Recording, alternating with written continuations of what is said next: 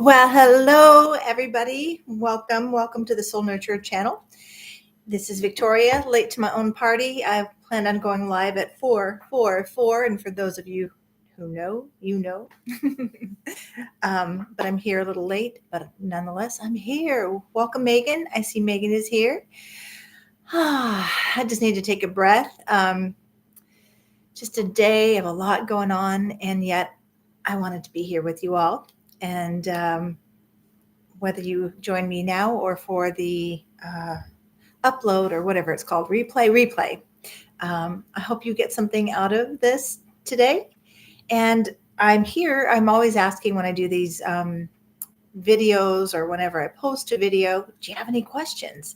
And I did get a question, and I'm going to work with what was offered to me. I'm trying to turn my phone off, so it's not distracting. Why is change so challenging?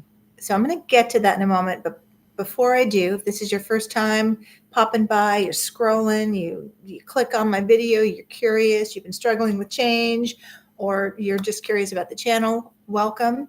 I encourage you to watch some of my other videos, get a sense of what I'm offering, which is still a work in progress. I have yet to find my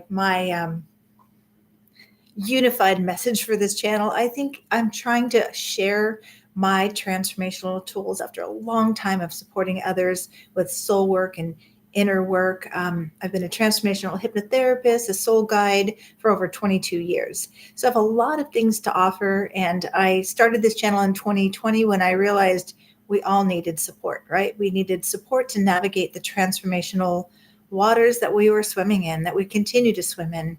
And it's my way of offering something that I can do, something I can offer to contribute to the world that we share when we're all going and growing, I should say, growing through a lot of things. Okay, so, and if you are drawn to what I'm offering, please do subscribe and comment and like. And I I love you, Megan. Just keep swimming, she writes.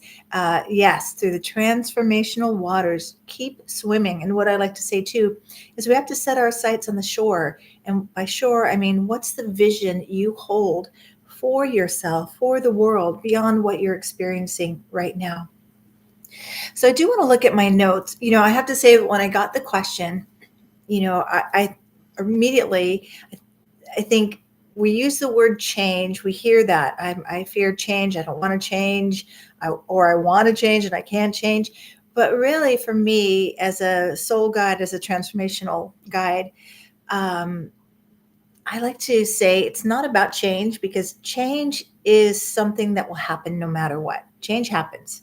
We cannot resist change. It's just part of life, right? But what's key is change will happen, and if you lean into it, you accept it, you allow, you surrender, this is when transformation takes place. Okay, so the distinction I make between change and transformation is change is, yeah, something changed.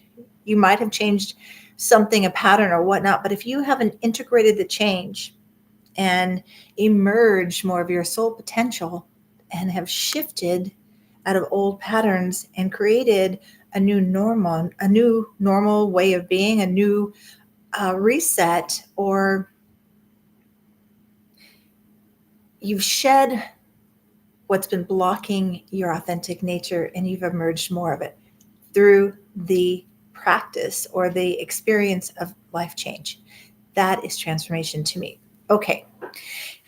You can ask any questions, anyone who's here. So far, I just see Megan. I like to come on here at least once a week, and I will have a regular set schedule I think Tuesdays have been sort of what I'm leaning towards. But here it is, Wednesday. So I will say, even though I started this in 2020, I haven't been able to fully dedicate more time here. I offer what I can when I can, for a number of reasons. So I think of this as just practicing sharing a message of support, and we'll fine tune the details at some point. So I'll be back with you, Megan, and with any questions, anybody else who's joining me, any questions you have. I do love questions because they open my wisdom well. And I go, okay, this is where I do really well in one-on-one sessions. It's challenging just to talk to a screen. I love when people are here, like Megan and other people that stop by. But when I'm present to a client in a one-on-one session and a question comes, and my heart is open and my soul is present and I'm with my client, this is where, and this is for all of us, it's not just me, we open our wisdom wells.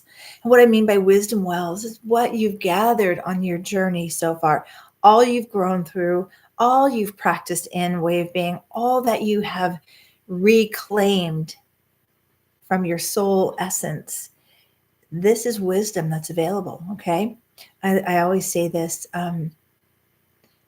lessons learned is wisdom earned. Okay. So if you've been learning your lessons in Earth School, you got wisdom, and wisdom is important to remember, especially as we talk about this topic. So I'm going to go to my notes here.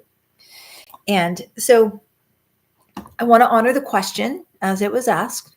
And why is change so hard? I'm going to turn this light down a little bit, go through this every time, trying to find the right. There we go. So why is change so hard? Well, first of all, doesn't the nature of the question set us up to feel resistance, right? Well, change can be hard because we resist moving out of our comfort zone. We resist having to reestablish safety and homeostasis in our being, right? It can be challenging in terms of sustainability. But mostly, I think if I swapped out this question, why is change so hard? I would just say, why do we fear change? Because that's really what's going on. Why is change so hard or challenging? It's because what we are wired to do from early childhood in our computer brain, I use that analogy a lot, that our minds are very much like a computer. We come in with hardwire. We don't think about having to, or hardwired information. I promised myself I would slow down during lives because I tend to get excited. And then I leave out words or information I really wanted to share. So we are hardwired in our human experience with things that are taking care of our body. We don't have to think about breathing. We don't have to think about beating our heart. There's all these automatic hardwired processes happening in our body-mind system.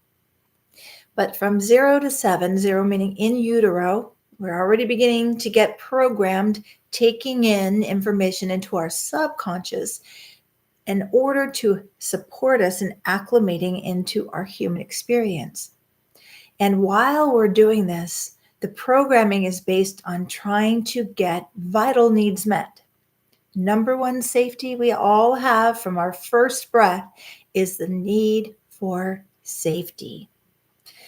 And then there are other needs, Maslow determined a lot of the needs connected to stages of development and being able to actualize our potential. Some of these needs are, the basics: shelter, food, clothing. And then there's the needs of social needs: belonging, connection, being accepted. So when we've established that through our programming in our early years, remember too, the subconscious mind doesn't know good, bad, wrong, or right. It just knows information that it's programmed with. And a need has been met, maybe not as exactly how you needed it, which could be another topic. I call it the soul recipe. We have unique souls with a unique soul mission and purpose and possibilities. And just like if you were going to make some cookies, right? And all you had was chocolate chips, which is always good start. But you don't have the flour, you don't have eggs, maybe you have baking soda or baking powder. I don't know, I don't make cookies.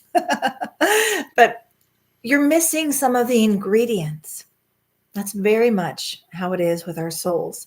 Our unique souls, yes, in the human experience, we have the human needs that need to be met: safety, security, food, shelter, all that, connection, which can be argued as both a human need, connection, and also a soul need, connection, belonging.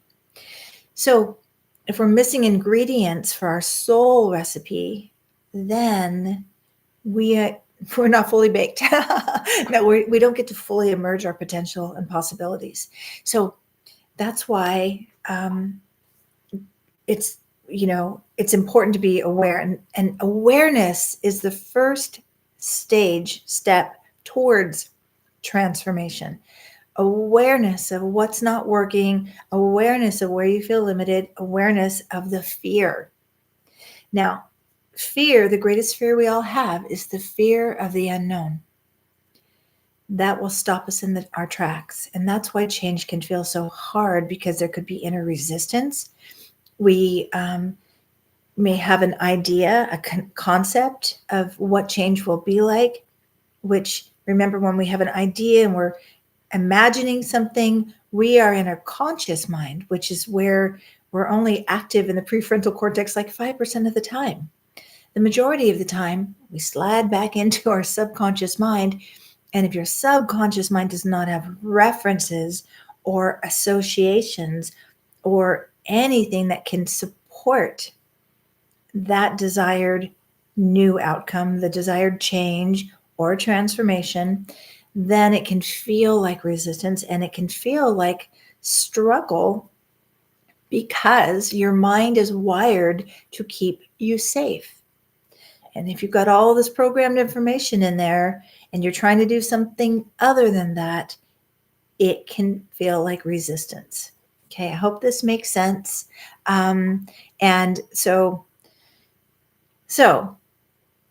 the fear of the unknown is one of the fears, the greatest fear. And do you know what the number one fear is? They say, I don't know who did this research, but the number one fear in the human experience, so strange, because you would think logically it would be, fear of the unknown or fear of death. But this fear is fear of public speaking, which I'm kind of doing right now, right? Fear of public speaking. Well, why would that be like top one, second fear? It's way up there. I've heard it said as the number one fear of public speaking. Well, as a side note, our minds, our brains haven't evolved very much. They're very, very, very much primal and mechanism still. And so fear of public speaking, which could lead to a fear of death, is the fear of drawing attention to yourself, right? I go through this sometimes when I do these videos, because I'm drawing attention to myself so the other fears can come up.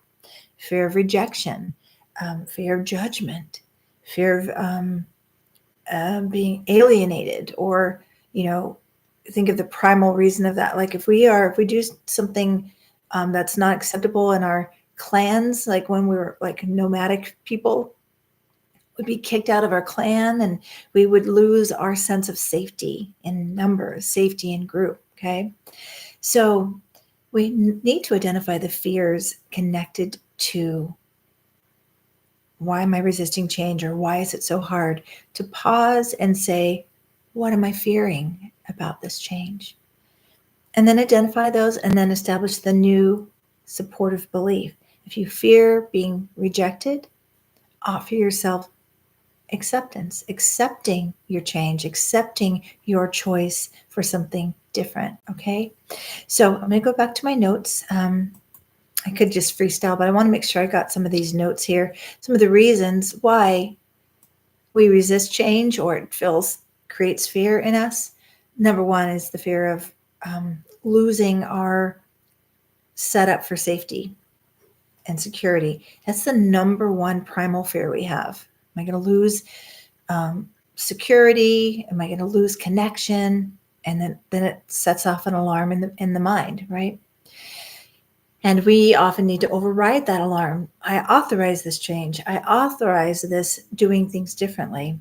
And I desire this, and it's safe is key. Okay. So what we've practiced in, this is how we learn and how we continue to program the subconscious mind that becomes the familiar territory, and how we navigate our world subconsciously. So everything you have in your subconscious mind, you either took it in as as a younger as a baby, 0 to 7, where we are like sponges, just gathering information in order to navigate the human experience. Then also we learn, of course, we learn by practicing and rehearsing until it becomes habit, right? So, how many of you have learned to play an instrument or drive a car or anything that we do? It's not like, I'm going to do that and it just happens, right? We first set the intention. We have awareness. I'm not doing that and I want to do that. We set intention and then we can visualize it. And then we start practicing in that way of being. Practicing, practicing, practicing. One of the analogies I give to my clients when they come to me is one of my main modalities is hypnotherapy. So people will come to me and they want me to take the magic wand out and say, okay, you're going to shift in this moment. And yes, they do shift. But what I say to them is that if they came to me and I was a personal trainer at a gym and I took them through one workout, took them through a really good workout and they feel strong and good that one day, but they never go back to the gym and they never do anything differently, they're not going to change. They're not going to transform. Okay. So we're really set up to, it's kind of a, what is the word I'm looking for? Not oxymoron, but it's really the setup in our minds, counterintuitive, I guess. Our soul desires to evolve, to change, to transform. Our human experience desires to be safe. Okay. And so how do we balance both of these, right? So I just said, identify the fears and begin to program into your computer brain the safety of your choice, that you're authorizing it, that you've checked it out and you feel good about it, and you let your mind, body system know it's safe for that. And then we need to go about creating some references for that new way of being. Otherwise, we're going to default back into what we used to do. And this is what happens when people set intention and they desire a different outcome. Get excited about it, and you maybe think about what you're going to do, and maybe you start out, say it's as simple as going to the gym. You want to change your physical well-being, or you want to change your thoughts, how you think about yourself, and you're really conscious about that at first, and you're practicing being kind and thinking nice things and practicing your affirmations. Or going to the gym, you go 5 days in a row. And then that 6th day, you don't want to get up and go. That 6th day, you notice some negative thoughts creeping in. Well, that's like going back into what I call the old neighborhood, the default programming, and that there may not be a clear enough path established in the subconscious mind. So another analogy I like to give my clients is, imagine we're going on a journey together, only it's your journey and I'm guiding you. I am your soul guide to help you get to your desired outcome. And I do this. I actually do this oftentimes with my clients in first session. I'll say, what is it you're desiring that you're not experiencing? And they'll tell me about that. And I'll say, okay, now imagine we are out hiking on a beautiful day and you point to the direction you want to go. You say, I want to go there, and that's where the desired outcome is.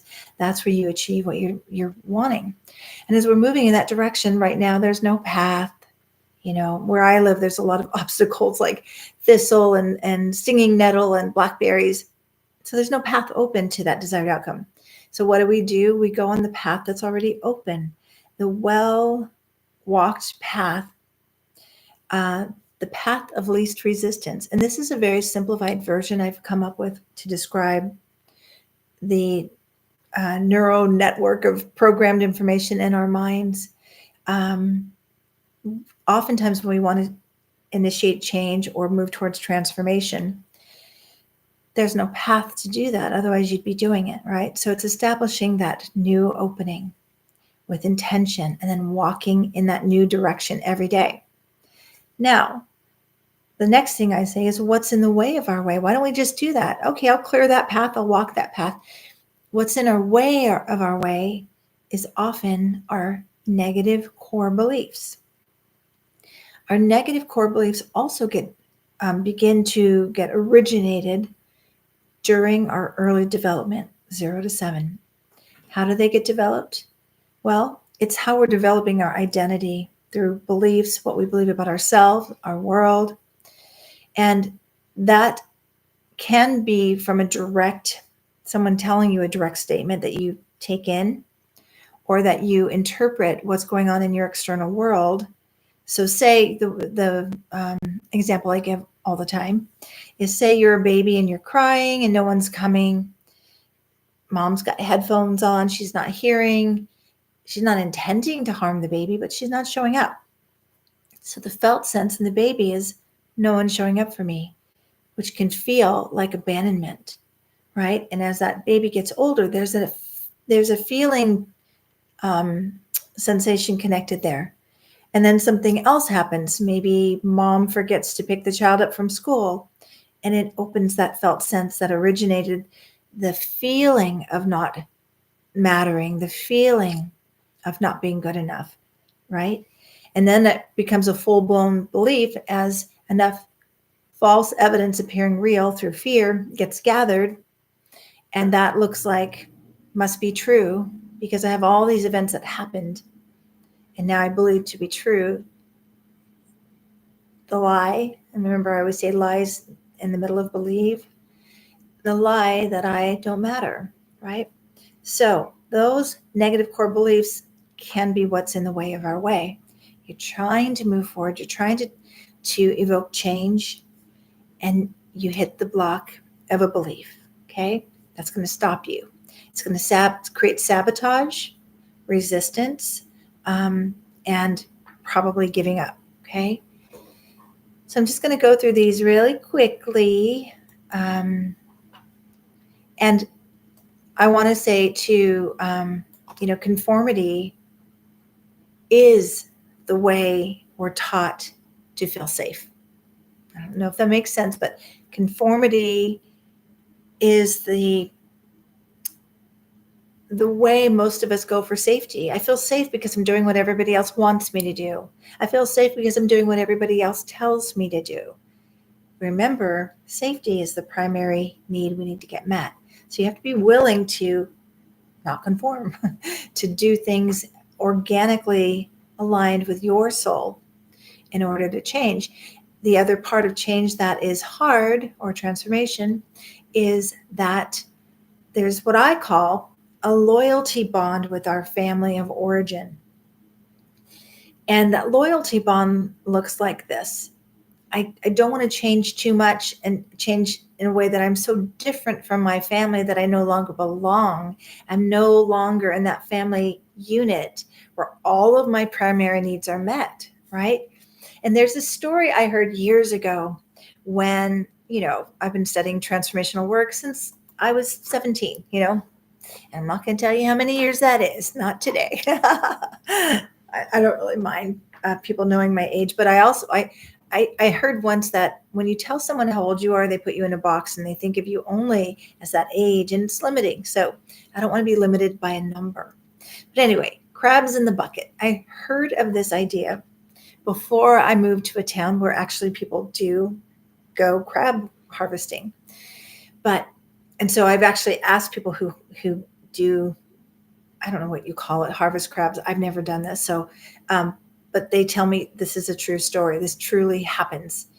And that is, if you have crabs in a bucket and one is climbing out at the edge, about to break free from, being in the bucket with the rest of the crabs and getting to its freedom, just as it's about to make it over the bucket and on its way to freedom, the other crabs will pull the crab back down into the bucket. Okay? This is a good way to describe a loyalty bond. It could be to family, it could be to a partner. Loyalty bonds look like, if I change too much, I don't know why my nose always itches when I come on here. If I change too much, I will lose my sure bet of needs being met. Okay. And also, those you're connected with in your family of origin or your partner or even your friends, if you begin to change too much, that means they must change or they get kind of rattled. And what does it mean for them if you're changing? Are they losing contact with something that meets needs for them? Right? Do you see how this works? So there's many, many, many, many layers. I'm just touching on a few that I identified when I looked at this question today, and just kind of thought, okay, here's what I believe. Now, here's an important one. And I find this showing up a lot. I myself have to look at this place in my being because I've experienced a lot of death in my life. Both my parents by the time I was 17, my niece when she was 24, most recently my brother-in-law. So whenever we experience death or life changing as we knew it, this opens up our grief file. It creates, there's a quote by C.S. Lewis. It creates a lot of fear, and I think it's something like, no one ever told me that grief was so similar to fear, something like that. So much like fear.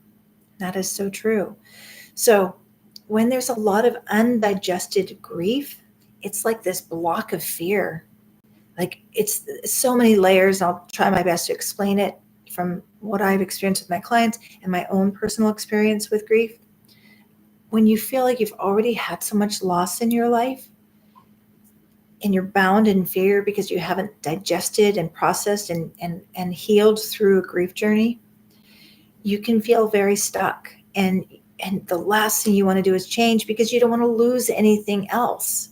You don't want to lose anyone else by making a change that will make life as you know it different.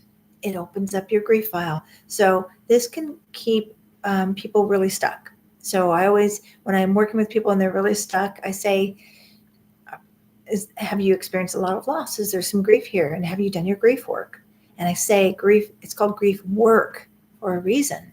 You have to engage in the process of healing. You have to work for it. You have to integrate the loss, right?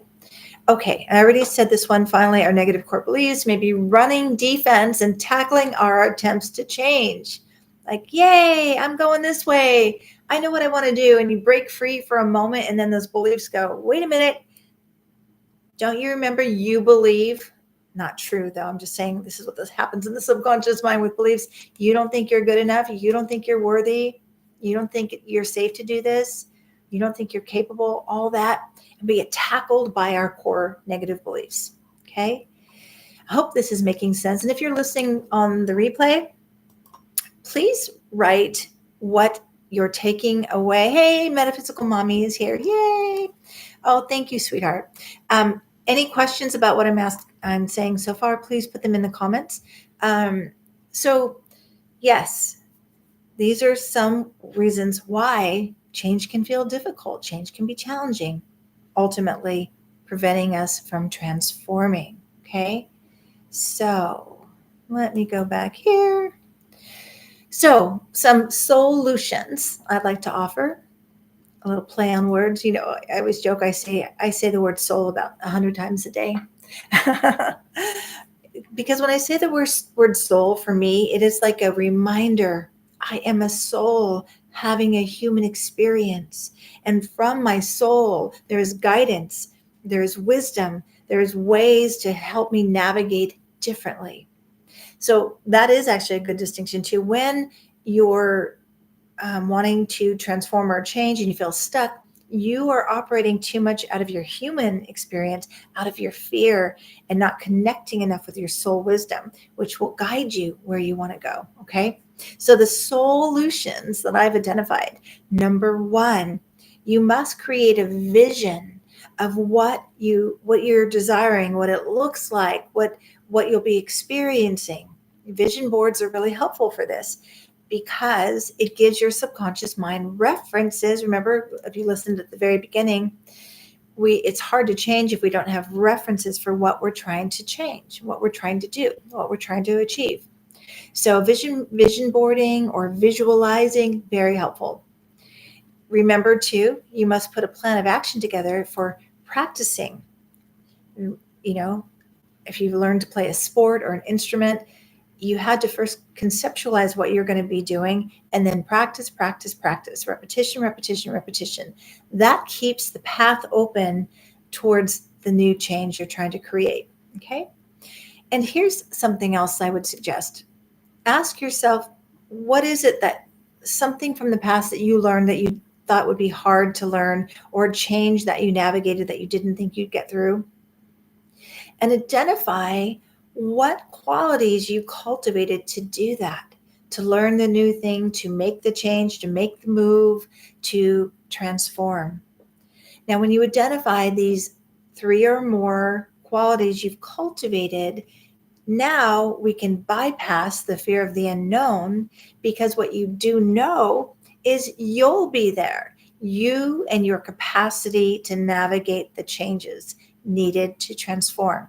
So say you went through a change. Remember, again, my distinction, you can go through a change. When you integrate the change, you've transformed. So life threw you a curveball and something changed, something happened. You had to suddenly move, or there was an end of a relationship, or something changed. You, your soul, and you began to cultivate what I call, I heard this term from, I think, Ian Van Sant, so it's not just me, but cultivating your spiritual muscles, or the qualities needed to navigate, to grow through the experience. So identifying 3 or more of those, like courage, determination, confidence, and then you project that forward when you're thinking about what something you want to do differently, or what you want to change, or what you want to transform. You project that forward and say, well, I don't know how this is going to go, but I do know this. I'll be there with my courage, with my determination, with my confidence, right? Okay. So, and then when you acknowledge the past changes you've already navigated, you'll be able to see how you can sustain the change in the future. I think I have a couple more here, and then I'm going to wrap it up. I'm just going to check for any questions real quick. Let's see. Brittany's here too. All right, you ladies are becoming my regulars. Thank you for being here. Thank you, Megan. Solutions, thank you. Okay, bring for fun.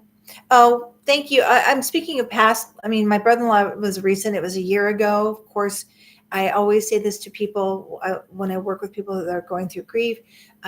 Grief doesn't have a timeline. There's like, we're done grieving. It's a continual process. So thank you.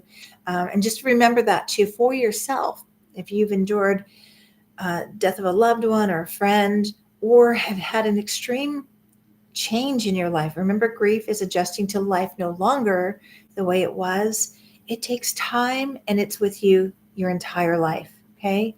But we navigate it with more awareness and more of our cultivated qualities, okay? But thank you for being here. And I just have a few more things before I wrap up here. So the other important thing to do, and you hear me talk about this a lot, I think it's probably my number one go-to practice, and that is a practice of surrender.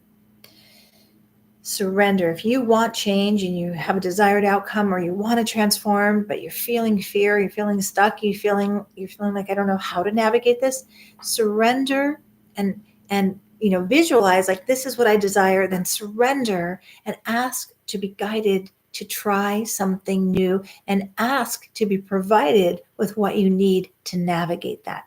So it's affirmative prayer, it's affirmations, preparing your mind and body to receive the blessing of your desired outcome. I love this quote by Barbara DeAngelis. The journey between where you once were and who you now are becoming is where the dance of life takes place. Okay? I love this because I'll read it one more time. The journey between what you once were and who you now are becoming is where the dance of life takes place. Barbara DeAngelis was one of I call her a spiritual teacher, because did I meet her? I think I went to a few of her lectures, but I found her books early in my journey, like in my early 20s, and her books are wonderful and transformational. So I highly recommend her work. But what I love about this is she uses the word dance of life. I want you to imagine you're not dancing alone. You're dancing with God. You're dancing with Creator. You're dancing with the universe. And in order to emerge more of who you are, you've got to trust and let Creator lead you. You need to also practice that new dance. Perhaps the dance is a dance of trust and faith and courage. Okay. All right. So I think that's all I have for you all. Let me just check one more time if there's any questions. Any questions, ladies? I'm going to wrap up soon. I did want to pop in and also remind anyone watching this replay, please do email me any questions you want me to review as topics. You can email me at thesoulnurturer@gmail.com. You could also visit my website, victoriajazwick.com. And you can also request a 20-minute consult, still offering those. They bring me joy. And until they don't bring me joy, I won't do them. So those 20-minute consultations can be looking at your soul chart, which is a wonderful navigational tool, or just exploring what's in the way of your way. Okay. All right. Well, thank you all for being with me, and consider subscribing if you haven't, considering sharing a clip from any of my videos with someone who may be interested in my work. And thank you for helping me to grow my outreach through YouTube. The more you like, comment, and subscribe, well, you can only subscribe once, but the more people who subscribe, the more I get into the algorithm through YouTube to outreach to more people out there who may be needing a message that perhaps I can offer. Okay, my heart's with all of you. Take good care of yourself. Be gentle with yourself. Stay connected to yourself by placing your hand over your heart, assessing your needs on a daily practice, right? I work with my clients a lot about saying, we have our daily hygiene practices like brushing our teeth, but we need our spiritual hygiene practices in order to keep our souls bright and shiny. Okay. You're welcome, Metaphysical Mommy. I love that name so much. Thank you. Yes, I look forward to speaking with you soon, seeing you soon. All right. Take care, everybody. All my love. Take gentle care of yourself. Do what is needed. Reach for support when needed, and be kind to yourself and others. It's needed right now, especially more than ever. And I'll be back next week with the full moon in Taurus, partial lunar eclipse happening on the 28th. That's going to be a biggie. Okay. Much love. Take good care. Bye-bye.